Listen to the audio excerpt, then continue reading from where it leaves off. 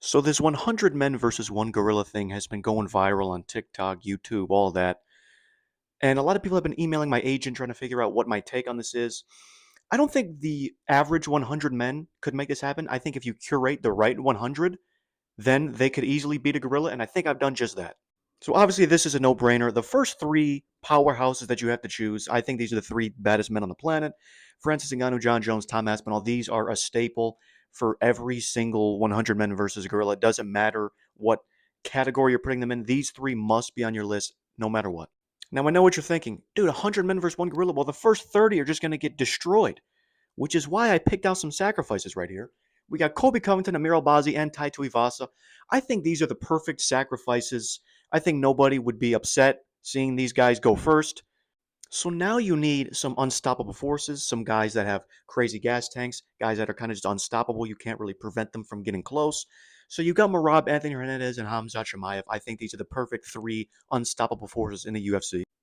But now you need guys that are just tanks. They're brute forces. They'll tank any shot. They'll keep moving forward. They'll keep throwing. And I think the three best human beings to ever exist on that are George Foreman, Marvin Vittori, and Julius Walker.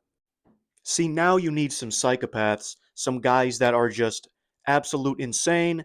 This is what they do. They live and breathe this. They love the more damage they take, the better. This is just what they do. This is what they enjoy. You got Yuri Prohaska, Gene Silva, and Dan Hooker, the probably the three most psychopathic UFC fighters to ever exist.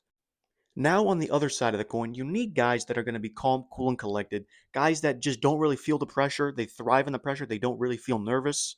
So, of course, you got guys like Jack Della Maddalena, Shavkat Rakhmonov, and Arnold Allen. These guys just do not seem to feel pressure or anxiety. I think this is just kind of what they do. They don't. They're not super invested in the feeling aspect of it. They're just like, well, I got a job to do. I got to go do it.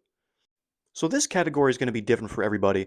But if I was sitting in a bar and there were four guys that were coming to attack me, and the four guys I had on my team were Vasily Lomachenko, Alexander Usyk, Magomed Ankalaev, and Habib, I don't care who the four guys are. I would have the utmost confidence that they would not let anything happen to me.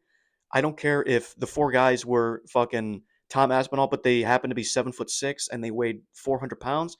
For some reason, I would just completely trust my life. I would give my life in the hands of these four guys, and I think that they just wouldn't let anything happen to me, no matter who the opposition is. So if you give me those 22 guys I just named, and you give me 78 other random men to exist, I think we easily get past the gorilla.